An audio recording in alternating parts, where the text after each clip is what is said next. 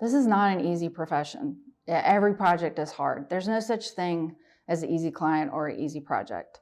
And the way they make it look on TV is not, not what it really is. I try to remind myself always that we're here to laugh and we're here to have fun and really enjoy what we're doing. There can be a perception of an architect or a designer that it's my style and you're hiring me for what I think it should be, and that is just not what we want to be about. We want to be listening and respecting all that you bring in your life and your experience and everything that you've ever done or anything that you love.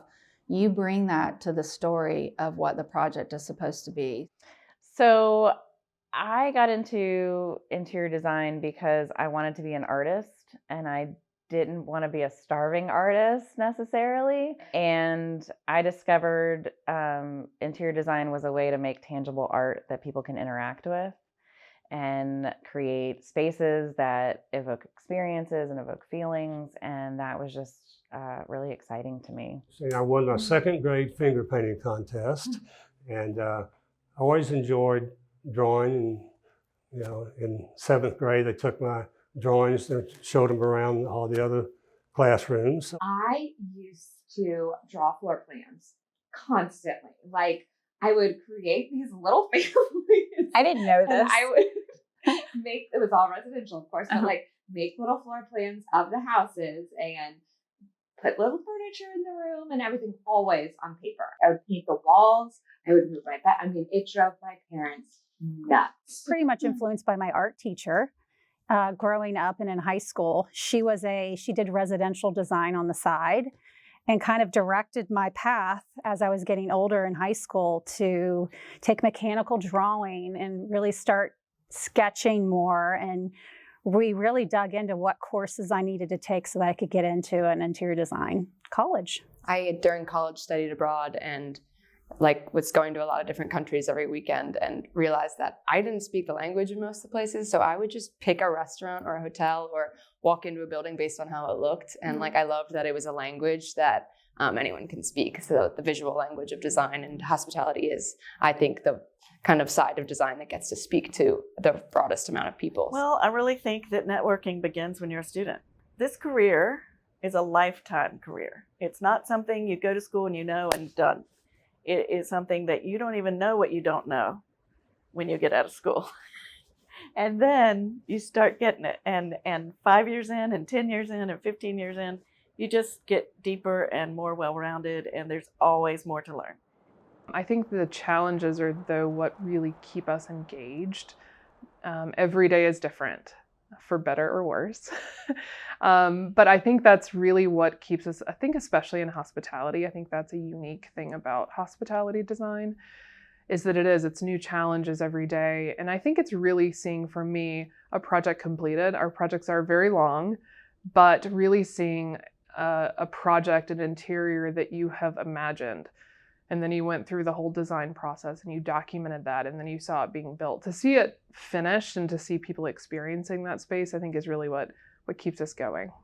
It's really empowering. Being around women. I grew up in an all-girls school for most of my high school, so I grew up around just really strong female figures, and that's what I really wanted out of a workplace, is just have that same encouragement. Poor Liz, her first day on the job, we drug her to a photo shoot with us for 5 days. It was a lot. It was a lot of prep I didn't realize, and I kind of fell in love with the whole photography side of it, and understanding that skewed perspective is a big part of photography, and how much effort Ginny and Melissa put into the final product is probably a good percentage of what makes us really good as a firm. Why I think I can continue to grow as a designer is because I have her support, and I know I have the support of all my other colleagues, because they only want the best from you and you want the best from the firm. So it's a teamwork to get to the final product. So if you don't have a good team,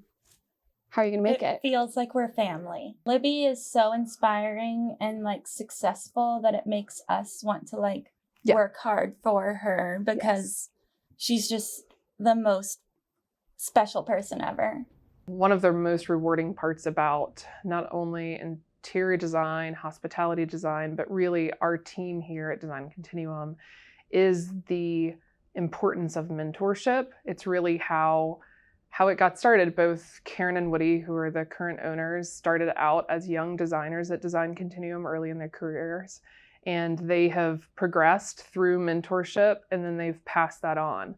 And so I think that is really important part of our company culture, is that mentorship, seeing people who start off as young designers and progress, and really giving them as much as they want to take on, and seeing them progress in the field and progress in their designs. New ideas are always really exciting. That's what's really great about having new, fresh people, and really curating those ideas and allowing them to really enhance the design work that we do here. Mary Beth is an incredible mentor to the younger designers, myself included. I would like to say she's taught me like everything I know. I can be a workhorse. I can also help with leadership and client management. And now it's fun getting to step into a little bit of a mentorship role myself as new designers enter the firm. I do consider myself a mentor. I think that's probably my most important job role that I have, is being a resource for the designers to come to, giving them the sense that there is some knowledge that they can tap into and feel confident and grow in their ability to lead projects and design great spaces. So I think the mentorship aspect of my job is the most important thing that I do. It's a collaborative field where everyone works together very closely. Honestly, with the impact of COVID on the workplace and how we work, it's actually changed the mindset of designers, that we can prove that we can work remotely, independently, and come together and work together as a group. We strive for a culture that is fun, that's engaging. We really want, because we're made up of architects, interior designers, and lighting designers in our studio. We really want it to be collaborative, which we all think makes for a much better project. So just all being part of the whole process of design from beginning to end, and creating that cohesiveness is really important in our studio, but also having fun along the way. You have to have fun in life and enjoy life. And part of being in hospitality is doing that. That's part of the culture, is going out and having a drink together, or going out and seeing the best new place, or going to an art exhibit. So I think that's what makes the Johnson Studio fun. And that's why I've been here for as long as I have been, because I love the people that I work with, and I love the studio culture. We're the two owners of Design Directions International. We started back in the 1990s and still standing, which we're excited about. Been together 40 years this year, actually. So we started a long time ago, and the passage of time has really given us a unique perspective, I think, on design. We've had so many good people come in and out of our doors over the last years. It's been a wonderful time. Mm-hmm. My brother called me and he said, hey, I've got this opportunity for a restaurant project in Chicago. Would you like to join me and let's start a company?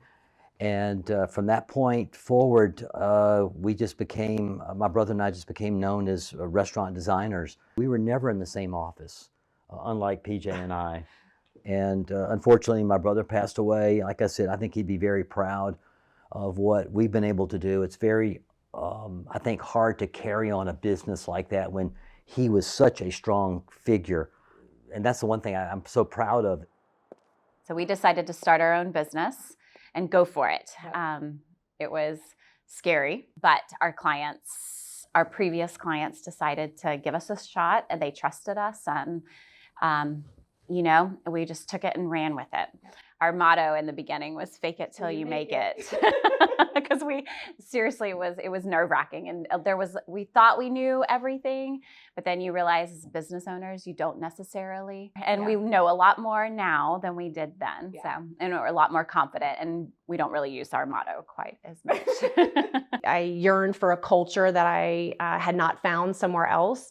That lit the fire. That it was okay to be an artist first and foremost, and to practice your craft. And Artists can build businesses. You don't have to be an artist or a businesswoman. You can be both at the same time, and I think we're proving that here. This firm is not about me. This firm is not about one individual person. This firm is about the insanely talented and wonderful and passionate people that work here, and our success is not because of me. I'm an innovator. I have some crazy ideas, but it's the people that have decided to follow and help me follow through with those crazy ideas that really are the ones that should take credit for how different and amazing this studio is. I've been a member since the early 2000s. I was on the board of NEWH from I think 2003 to 2004. And that was a great group of wonderful women back then. So we kind of led the emergence of NEWH back in the early 2000s, and it's really grown so much since then, and I'm so proud to have been a part of that. I remember going to my very first NEWH ball, the Gala ball, back in 2000, and that's all I'm going to say about that.